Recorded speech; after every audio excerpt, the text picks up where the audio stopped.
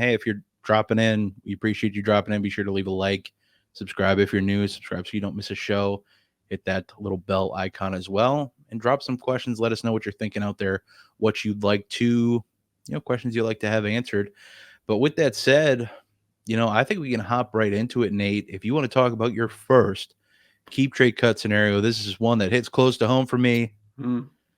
Not because I like him, but because he's on my team. All right. So we got A.J. Dillon off the back. A.J. Dillon has been around for a while now, and I was not a huge fan of him coming out of the combine, but coming out of scouting, but he killed the combine, ended up getting some good draft capital, and has been a decent member of that backfield for a couple of years now. When it was him and Aaron Jones, they were a nice 1-2 punch. You got the Thunder and the Lightning.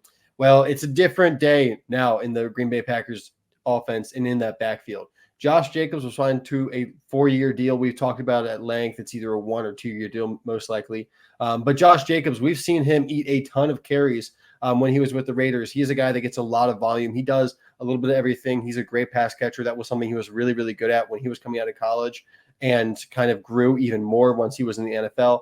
Also, hey, they drafted one of my favorite running backs in this draft class, Marshawn Lloyd, who is very explosive and does a little bit of everything as well. And he's already making some heads turn over there in the OTAs and rookie minicamp and things like that. So at this point, and looking at the contract with A.J. Dillon, he was a free agent this year. He signed to a 1-year deal. So there's not a lot of financial compensation, not a lot of financial investment they have in A.J. Dillon right now. He is rostered in 90% of sleeper leagues. So he's basically on most teams. He's not on the waiver wire probably, unless it's a small league, maybe an 8-team league or something like that. He's going to have a roster spot in just about every league you're in. He probably deserves a roster spot, but not on your team. And so at this point, I want to get out on A.J. Dillon before, we just did a podcast where it was players to get on before it was too late. You want to sell these players before the value drops even more. Well, A.J. Dillon's not really relevant enough for me to talk about on the podcast, but here for the live stream, going over these, unclog your roster, A.J. Dillon's a guy that you can go ahead and move on from. At best, if he makes the team, he's the RB3, and that's what it's come to at this point. It's kind of crazy. I don't think his stats have been that bad, but the coordinators and the coaches have said he's got to make the team. It's not a guaranteed roster spot at this point. So A.J. Dillon, going off of the history, going off of the name, the power that he still has with his name, I'd be trying to move him. Can I get a third? If someone who's paying attention, probably not, but someone who's not, probably. Otherwise, can I get even a fourth or a third next year? I'd be happy with that. I think A.J. Dillon is just going to continue to lose value. I'd go ahead and move out if I can. Maybe a wide receiver that you believe in that's at the bottom of someone else's bench that maybe you can just do a little spot for. I think A.J. Dillon's a player that you can trade right now for a little bit of value because you can get someone that you want to take a dart throw on. Yeah, I'm looking at his contract right now. So he's 26 years old, 1-year deal, $2.5 million, but only a handful of that is guaranteed, and they could actually save money cutting him after the break. I mean, they are guaranteed to lose $167,000, but they can save $1.25 million, $1.25 million. There you go. It's enough with that backfield. And, hearing the buzz of Marshawn Lloyd, I'd not be the least bit surprised to hear that A.J. Dillon does not make that roster. Although with what else they have there kicking around, I could see him being an RB3 on that team and being just fine. But I think that's what he is at the end of the day for this team, is the running back 3 and only a 1-year deal. I'd be surprised to see him make it back on this roster next offseason. Zach, anything to add here before we move along? No, I mean, 90% rostered is pretty wild, by the way. Just because, too much. Is he 90% rostered because he used to be Aaron Jones' backup, or is are people not aware of the situation there that's going on in Green Bay? I mean, to me, it's pretty clear that Marshawn Lloyd is the backup running back there, and A.J. Dillon at this point is like the RB3. And even then, he was so bad last year when he was the running back for Green Bay. You couldn't really count on him for anything in terms of fantasy. We're going to move right along here. Zach, what is your first keep trade cut scenario that you got on the docket? I wanted to go with 3 players that I would have a hard time choosing from. So I'll just go with my first one, and that's A.T. Perry. Look, obviously, you look at his season last year, and there's nothing special about it. Wide receiver, 97, only 60 fantasy points, 12 receptions on 18 targets, 246 yards, but did have 4 touchdowns. So 4 out of his 12 receptions were touchdowns. And you look at his yards per catch, 20.5. So very clearly a downfield target for the New Orleans Saints, and really came into fruition, or really got on the field, I should say, in the second half of that season. You start to look after the bye, which was when we really start to look at rookies, which was what A.T. Perry was last year. That's when he really got playing time, was after the bye. 74% of snaps week 12 after the bye, 61, 62, another 60 and 64% of the snap share at the wide receiver position for the Saints. They were also battling some injuries. Michael Thomas, for the 1400th year in a row, missing time for the Saints. And of course, there was some games where Chris Olave and Rashid Shaheed missed time as well, so he was able to step on the field. Never saw more than 3 targets in a game. But this wide receiver room outside of Chris Olave is so wide open. So look, there is opportunity there. They did sign Cedric Wilson in the offseason to a 2-year deal. But when I'm looking at these dart throw players, the players that I'm debating keeping at the end of my roster, I ask myself, is there opportunity for this player? And there is, because it's a pretty open wide receiver room, albeit I don't know how good that situation is. Now, look, in the offseason, they moved off their offensive coordinator, brought in Kubiak from San Francisco. I mean, you're hearing a lot about Taysom Hill, by the way, which is just so gross. It's so gross. But A.T. Perry, there is opportunity there for him to play, but I just don't know what his possible ceiling even could be.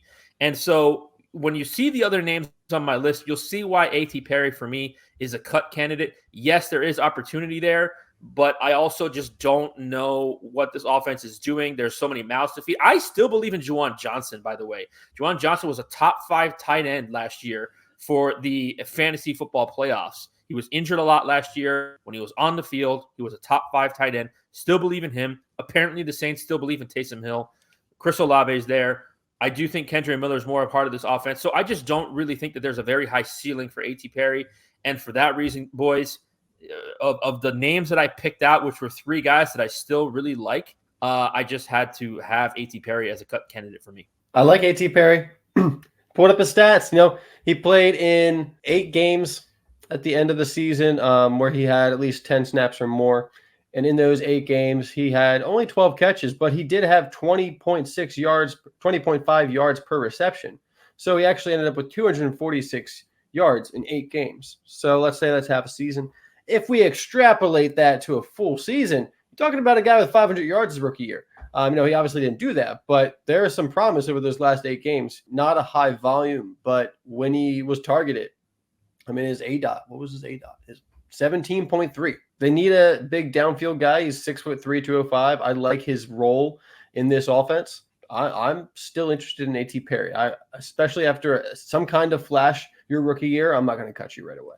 And you can still put him on a taxi squad in most leagues, so hard to justify a cut, but I couldn't really fault anybody if I saw anybody cut him for what that's worth. With that said, I will get on into my first cut of the day. Miles Sanders, 88% rostered, and this is one that is just at the precipice of what the heck do you do with this guy, because there's a decent enough chance he was well invested in at some point, unless you started up this year, maybe last year, but even then he was coming off his best season that he ever had before he was picked up by the Panthers. You know, when I'm doing these, I ask the question first, do I want this guy on my team? Do I want him anywhere near my roster?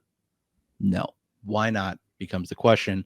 Incredibly inefficient last year, as I put a typo on the page saying he was efficient last year. Not the case. Out of 41 qualifying running backs with at least 129 attempts last year, he averaged the 3rd least yards per carry and the 10th worst yards per carry after contact.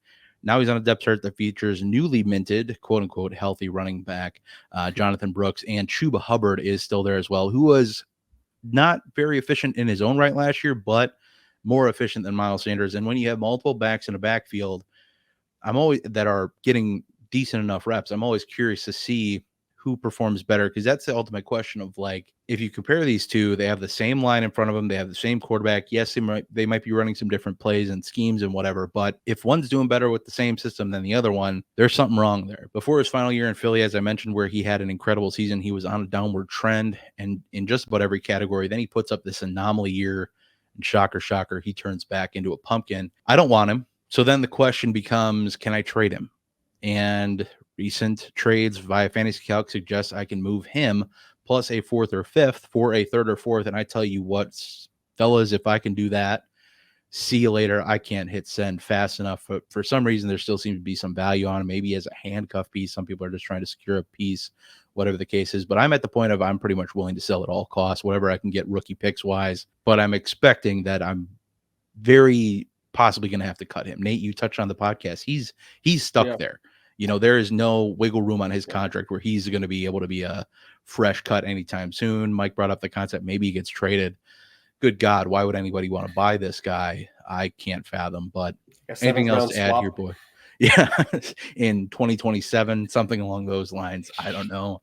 But anything else to add on this one, boys, before we move along, maybe answer some questions here? Maybe, like Mike mentioned on the pod, he gets traded. And look, the trade would have to be for absolutely nothing, like a 7th round pick. And the Panthers would have to eat a significant chunk of that contract, which they would still save a little bit of money. So that'd be the incentive for them to do it. As somebody who has a share of Miles Sanders that he can't get rid of, I am stuck in this, like, don't know what to do phase, hope it works itself out in training camp phase, or hope that he gets traded. And the reason why I can't seem to move off of him is because I did buy him for a 1st round pick. Now, the caveat is I won a championship in that league 2 years in a row. Okay. So I did move a late 1st round pick for Miles Sanders after he signed with Carolina, but I'm stuck, man. I am the person you are talking to right now, Bob, because I am just hoping and praying for a better situation for Miles Sanders one way or the other. I don't know if that's coming. Maybe he has a good pop-off week when we're still waiting for Brooks to get all the way back, and maybe you can sell on some hopium at that point in the season, but I would not count on it. My next talking point is Tyquon Thornton, who is owned in 37% of sleeper leagues, and also Kayshon Boutte, who's owned in 35% of sleeper leagues. I noticed these guys on the show sheet kind of near each other, so I put them together. 2 Patriots wide receivers. You can cut both of them. You've heard this week some Tyquon Thornton hype. I saw some tweets today. It's like, oh, he's making plays. He's catching everything. That's great. He has 91 yards last year. He had 247 the year before that, but only 22 targets last year, 7 yards per reception. I mean, Tyquon Thornton, he's not it. Now they've gone and they got Polk, they got Baker. Demario Douglas is still there, who I like quite a bit. So they have their top 3 really well solidified. And then you also have Juju Smith-Schuster there, who I know there is probably a lot of negative feelings towards Juju, and I get it. But it's only been 1 bad year, so I'm not out on Juju yet, as unlucky as I am to have a couple shares. I'm not cutting him just yet. But Tyquon Thornton, Kayshon Boutte, you're talking about the wide receiver 5 and 6 at best on a team with a rookie quarterback and a lot of wide receiver competition. I don't think either one of these guys are going to be relevant at any point this season or anytime season coming on, especially not on the Patriots. I don't think these guys, coming out as prospects, I did not like either of these guys. Thornton was wildly overdrafted, and Boutte fell from where many people had him the season before the draft because of issues himself. So these are 2 players who have been trending downward for the last 2 years, both of them. So this is the time to cut. You don't need to worry about Tyquon Thornton. You don't need to worry about Kayshon Boutte. I don't suspect either one of these guys are going to come back and bite you in the butt for dropping them. Go ahead and move on with your life. There's new rookies this year, day 3 rookies that I would rather have. I would rather have Jordan Whittington, wide receiver for Texas that went over to the Rams. They moved Skronik to the Texans, and Whittington he's a scrappy player. He's done everything that's always been asked of him when he played at Texas, and he has good hands. He's not going to be an incredible player, but I think he might have a spot there with the Rams as like their wide receiver 4. So I'd rather go after a guy like Jordan Whittington, who was a late round pick this year, than hold on to Tyquon Thornton or Kayshon Boutte. To me, there's no way that he moves past the depth chart, that moves past the 2 rookies they drafted, Jalen Polk, Javon Baker, and also Demario Douglas. I just don't see any way. He'd have to have the training camp of all training camps. I mean, as a matter of fact, Tyquon Thornton could be a actual cut candidate for the Patriots. So we'd have to see, but I'm with Nate. Totally agree. Don't buy the hype. Move off. It's time to cut. Zach. All right. Get on into your second one here, your second keep trade cut scenario. Okay. So again, I wanted 3 players that I actually, did want to roster, and I did want to pick a keep, a trade, and a cut. So for me, I'm going to go with my guy who's a trade. If you're looking at the show sheet, you're probably starting to do a process of elimination and can see where things are going. So yeah, this is going to be interesting. Chris Rodriguez, 64% rostered in our sleeper leagues.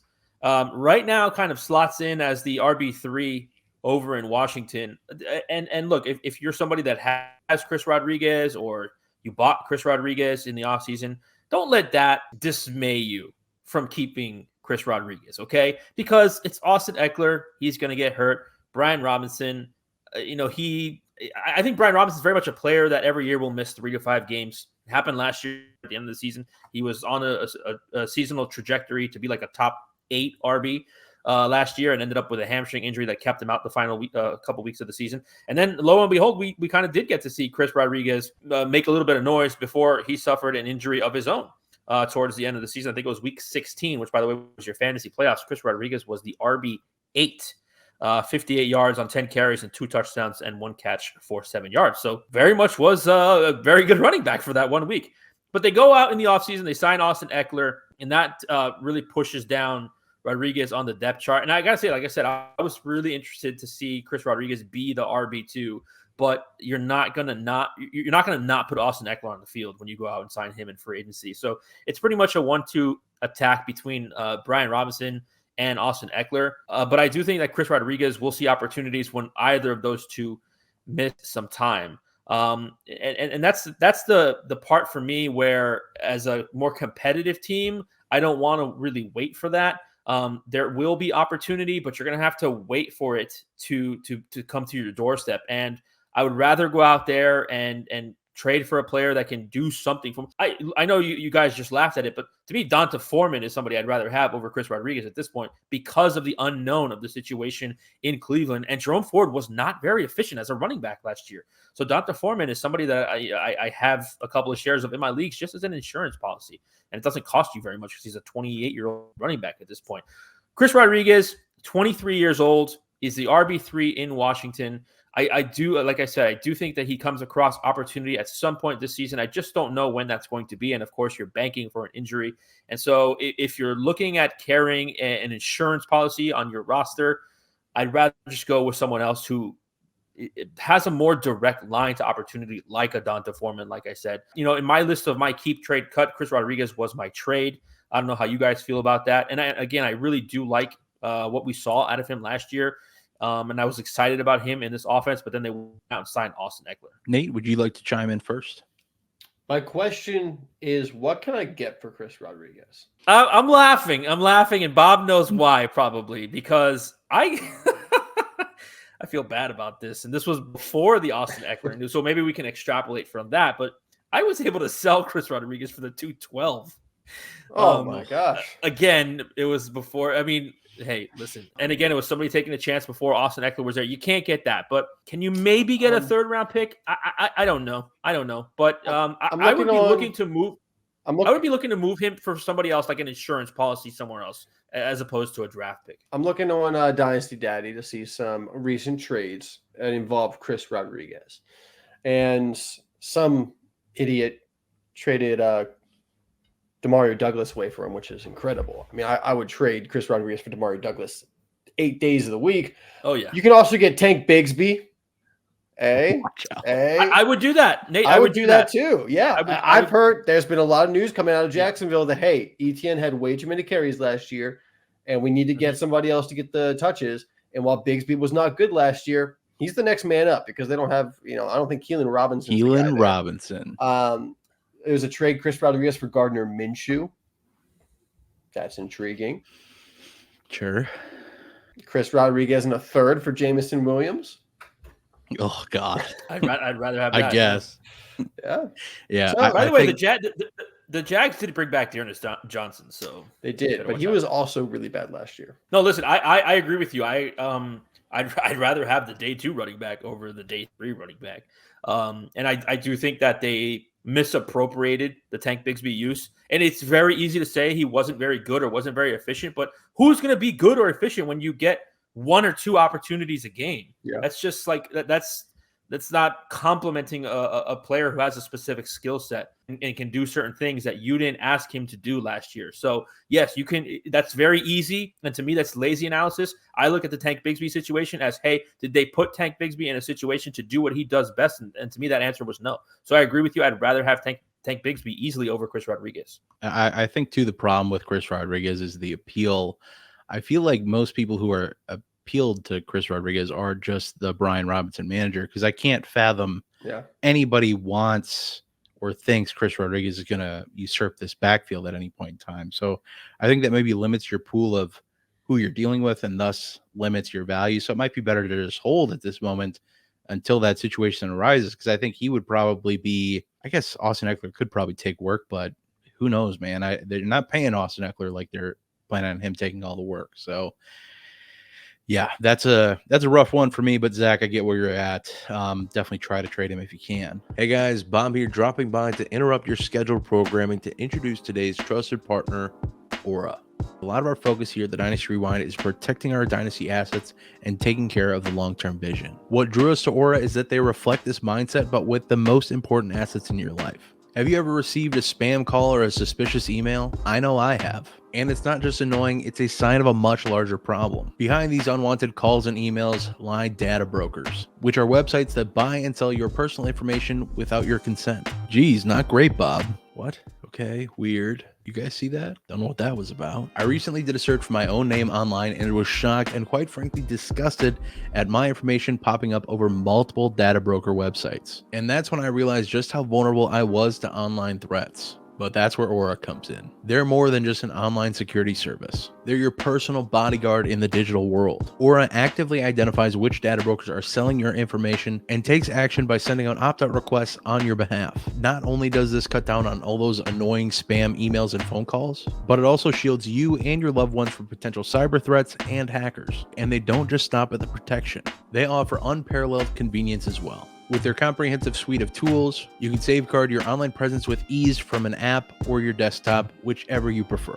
I've made the choice to take my online privacy seriously. And with Aura by my side, I have the peace of mind to focus on what really matters. Dynasty Fantasy Football. Just kidding. But if you value your privacy as much as I do, don't wait any longer. Check out Aura today and take control of your online privacy. Go to aura.com/Dynasty Rewind and take a free 2-week trial on us. 14 days to get the full experience, get in on all the tools, and really experience everything Aura has to offer. You can find that link on your screen, in the YouTube description box, or in the pinned comment below. But hey, with all that said, thank you all so much for listening. Now, let's get back to the content you came for. Yeah, I guess I'll move along into my second pick here, and that's going to be Alec Pierce talking about another Indianapolis Colt, or prefacing another, I should say. I go to the question, do I want this guy on my team? And the answer is a resounding no. And that's not because I'm scared of Adonai Mitchell.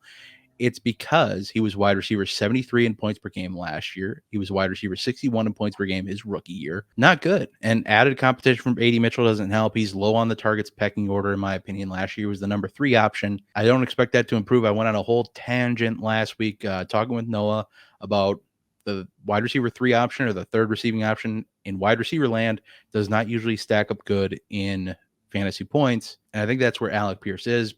Then I get to the question, can I trade him away?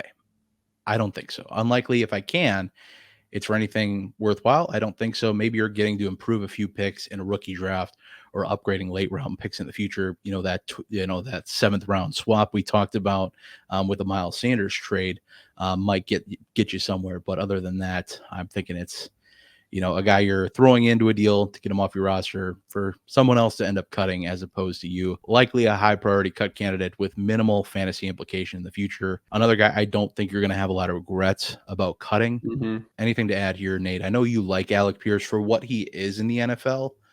Yeah, I don't have any interest in Alec Pierce fantasy-wise, but I think he does not get respected for being one of the better go route runners. I mean, he can run a 9 route really well, and you go over to reception perception and they give him the green on that route and like no other routes, but he is really successful at that one route. So he's a field stretcher. That's what he did in college. That's what he does for the Colts. He's good at that. He's going to probably stick around on an NFL roster for a good couple more years, but for fantasy football, especially with Adonai Mitchell coming in, now he drops down to the wide receiver 4, even in a smaller role for that team. Yeah, I don't think he's going to make you regret it. Just sad, because I did like Alec Pierce, man. Yeah, the film out of Cincinnati was so interesting. It was it was a player I hadn't really looked at before. I think you guys had started to talk about him in January and February, and then I started to watch a little bit more, and it was very exciting. And I thought it was a great landing spot for him And yeah, for just whatever reason, and for, it appears that he just really struggles to get open. He's kind of just a downfield threat. And yeah, now there's just so many more mouths to feed. You mentioned Adonai Mitchell, of course, Michael Pittman, of course, someone else we'll talk about later. But yeah, just kind of disappointing Josh with Downs. Alec Pierce. Who? No, just kidding. Yeah, it's I agree with you, man. It's and this is somebody I moved off after this season. Kind of moved off in the middle of last season because you could just see the writing on the wall with how that was going, just not really being targeted. 1-2 targets a game. Very disappointing, very sad. But yeah, you can't be emotional about these things. You got to move on. 100% agree. And some guys just get pigeonholed, and it's, hey, you're really good at this one thing, and that's what you're going to do for our offense. And hey, that's okay. We just have to adjust for fantasy's sake, because if we don't, we get left holding the bag on guys that at one point, Alec Pierce was probably going in the late second round of rookie drafts, in that range.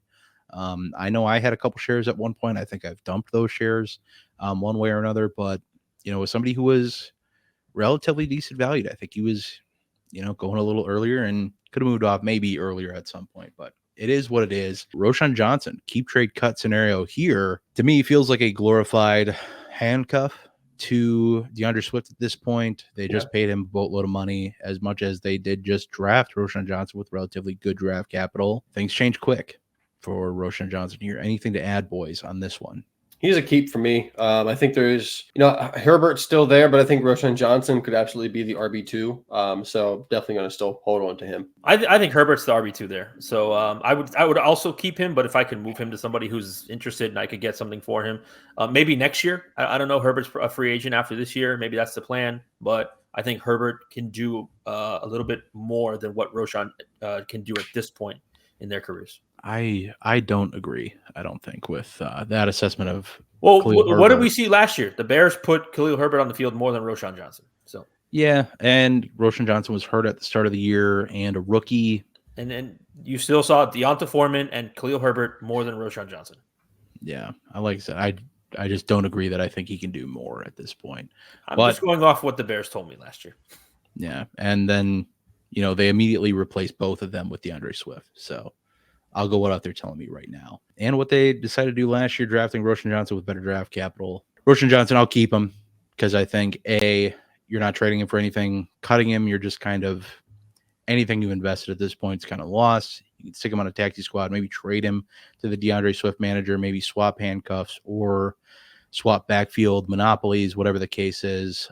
Something along those lines is where I'd be at with Roschon Johnson for sure. I think we're up to the top of the order with Nate's last pick here. Time for my last pick here, and that is Greg Dortch, Arizona Cardinals wide receiver, currently rostered in 59% of sleeper leagues, all 5'7" of Greg Dortch. Look, last year, he only had 281 yards. Like, the overall numbers don't look great. Remember, that offense was not great to start the season. Kyler Murray did not play for the first half of the season. Over the second half of the season, things look better for Greg Dortch. Over the final 7 games of the season, he had 279 yards. So those final games when Kyler Murray was back, he was back and healthy as well. We saw him put up similar kind of numbers to what he did in 2022 when he got more volume as well. And just to kind of compare 2022 to 2023, his reception percentage, so the amount of targets that he caught last year was 63%. The year before that, with a fully healthy Kyler Murray, 81%. He is the starting slot wide receiver right now for the Arizona Cardinals. They got Marvin Harrison Jr. They got Michael Wilson, who I know Zack likes. They just brought in Zay Jones, but Zay Jones, I think, is more of a competition for Michael Wilson than Greg Dortch. Greg Dortch is going to be the starting slot wide receiver for this team. And with a healthy Kyler Murray, I don't think Greg Dortch is going to go out there and have a wide receiver top 24 season, but I think Greg Dortch, if you play in a deeper league 25 to 30 roster spots, probably closer to 30, I think Greg Dortch is someone you should absolutely have on your team, because I think there's going to be weeks where you want to start him. If it's Michael Wilson or Zay Jones who are injured and Greg Dortch is the wide receiver too, Trey McBride's obviously there, but Greg Dortch has been really productive in the times that he's been on the field before. Even just this past year, 3 games in that 7-game stretch with at least 7 targets or more. And in 2022, when we saw a bit more run from him, he had 3 games with 10 or more targets. So he is a guy that can handle volume.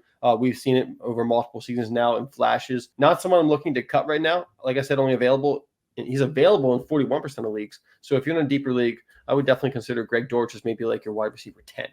There you go. I think I do have some interest in deeper formats and deeper leagues. As much as I don't love, what could be the third receiving option in this offense, obviously behind Marvin Harrison and Trey McBride are the 1 and 2. There's no debate there. Greg Dortch could factor in to be a little higher, and like you said, I think Zay Jones is competition for Michael Wilson.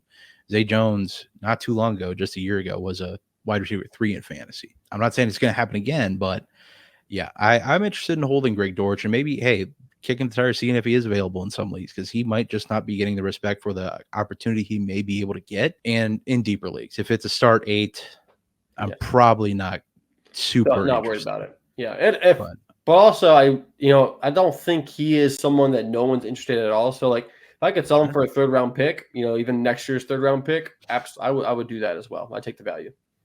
Sell him for a 27 3rd right now. Zach, anything to add on Greg Dortch? Yeah, it is a very interesting name. This is a player. This is like the Devin Singletary of wide receivers. Just won't go away, right? Was relevant last year when we didn't really think he would be, right? Really came into wasn't really stepping on the field at all to start the season. You're like, oh, Greg Dortch is dead. It's dead. And then you look at the second half of the season, 69% of the snaps, 65. Obviously, there was some injuries there. Michael Wilson missed some time at the end of the season. They didn't really have a top wide receiver target there. But it's a very interesting hold because you're projecting this offense to be much better. And again, we're asking ourselves, is there opportunity for this player? And 100% there is. Whether he has the slot job to himself or whether he's splitting that. Zay Jones the last 2 years spent about 25% of his snaps at the slot. So Michael Wilson last year spent about 20% of his time at the slot. So maybe whoever doesn't win that wide receiver 2 job splits it with Greg Dortch. So there absolutely is opportunity for Greg Dortch. So it's a very interesting pick by Nate that I don't think a lot of people really have on their radar. Yeah, and something else to throw out there, another reason I wanted to talk about him is because remember, the Cardinals did trade away Rondale Moore, who was his main competition for the slot. What's the minimum, coming in from Jay here, question in the comments, what's the minimum you'd sell Greg Dortch for, Nate? The minimum, I think someone said like 2 4th. I'd trade him for an early 4th this year. I don't know if I'd trade him for a 4th next year. I'd probably just rather hold on to him, see if I can move him for a 3rd in season at that point. Sure. So if I'm going to move on with a future pick, a 3rd, otherwise I go down to like the 4 or 5 something probably, depending on who's on the board. And with that said, Zach, you got a tight end to talk about here who is oh boy, you're doing something with for some reason. What do you got? I've been preparing myself for this all night. Let me let you in on a little secret. Come closer, guys. No. I am a sucker for the off-season workout videos. Okay. I'm a sucker. I was gonna say sucker. I'm such a sucker. I hate myself for it, but I can't quit it. It's like, my giant red flag is off-season workout videos. And damn, Jelani Woods looks so good in those off-season workout videos. Dude, I don't know what it is, man. He is a freak of nature, right? Missed the entire season last year due to hamstring injuries, a.k.a. Greg Dulcich 2.0. But when I look at the situation, Kylan Granson and Will Mallory are not better than Jelani Woods. Weren't you cutting Greg Dulcich like a couple weeks ago, and now you're saying... Well, no. I'm not comparing these two guys. I'm just saying with the hamstring injuries, they're very comparable because that's what happened to Jelani Woods last year, a recurring hamstring injury. I go back to Jelani Woods coming out a couple years ago in the draft. He ranked 1st in the ACC in touchdowns, 1st in the ACC in yards for tight ends, 3rd in the class in total of missed tackles, 9th in the class in terms of PFF receiving grade, and 9th in the class in total ADOT. This is like all receivers, not just tight ends. Physical specimen, red zone target, midfield monster. And I'm looking at that offense and I'm saying Michael Pittman, Adonai Mitchell, there's an opportunity for a tight end that we didn't really see last year. And we did get Kylan Granson last year and Will Mallory and Alec Ogletree last year because they were looking for somebody to fill that void. Jelani Woods is the tight end 1 in this offense. And the reason that I'm very interested in Jelani Woods is because he's a go to some of your leagues and you will see Jelani Woods is a free agent in a couple of your leagues. I picked him up this last week because I saw workout videos and I'm like, oh man, I'm in love, baby. Look, I think that I'm not going to categorize him as a breakout, but we saw a couple years ago, 25 catches, 312 yards, 12.5 yards per target, 3 touchdowns. That was 2 years ago. Obviously, you didn't see anything last year, but I'm looking at Anthony Richardson, who's going to need some guys to throw the ball to. Jelani Woods is that tight end for the Indianapolis Colts right now. We were unsure how that situation was going to develop in the offseason. We thought maybe Brock Bowers was going there. That is 6'7", 253. Watch the workout videos and tell me you're not going like this, all right? Jelani Woods. I've heard some good things about Jelani Woods from the Colts coaching staff so far this offseason. They're very excited about him, and they're very excited about if he has some healthy hamstrings. But even if he does have healthy hamstrings, and maybe he's been doing the same thing that Christian Watson's been doing, I don't know. You're still talking about the 5th target on the team after Michael Pittman, Josh Downs, probably Adonai Mitchell, maybe Jonathan Taylor. I don't think Jelani Woods is out there dominating for 80 targets in a season unless we really do have a breakout in our hands. I like Jelani Woods. I liked him coming out of college because of the athleticism, the size, the combo there. It was really fun. But if you're in a deep league, 35 roster spots, our new C2C startup, yes, you should definitely have Jelani Woods on your roster. Otherwise, I might wait for a little bit more news to come out of training camp before I really buy in. You might miss out, Nate. I might. That's okay. I might. It's okay. I have 5 tight ends on every roster I have, so it'll be okay. Yeah. Hey, I'm good. I think my biggest question mark is the whole target competition that is there. I don't know. Just because he's an athletic freak doesn't mean I'd put him up there, with this. Downs is going to get targets. Michael Pittman's going to get a boatload of targets. I couldn't do it personally. I'm not about it. But hey, if you got him, whatever, I guess. I'm not gonna fault him. He should probably be rostered in deeper-ish leagues. He should be. He should be. That's what I'm here to do, at least with Kadarius Toney, and still 66% rostered. Lord knows why I can't do it. But, do I want him on my roster? I said some things here that, amounts to no, but is much more vulgar than that. Why is the question? He isn't any good.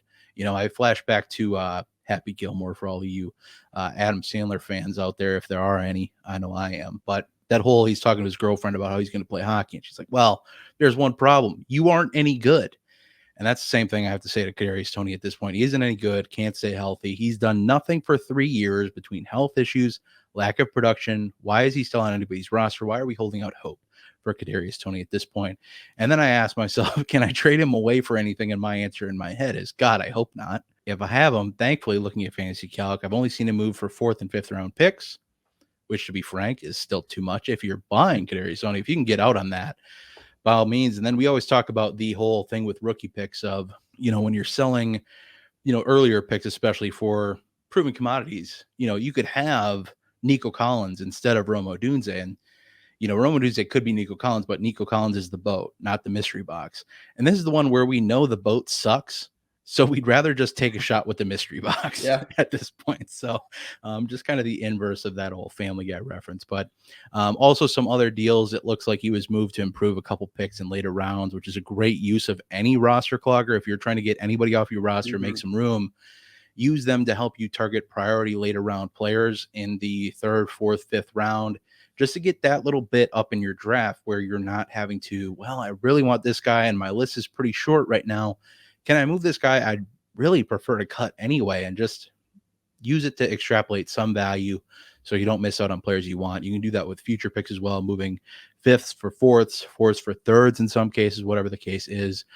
Maybe even to just move up a year. Maybe you move a 5th for a 5th, but the 1/5 is in 25, the one is in 24, something along those lines, just to get yourself some picks sooner so they can be a little bit more valuable sooner. That's how I'm trying to get some of these guys off my roster. I don't want to keep anybody today. I was a man on a mission with my cuts today. I can't believe people are still in.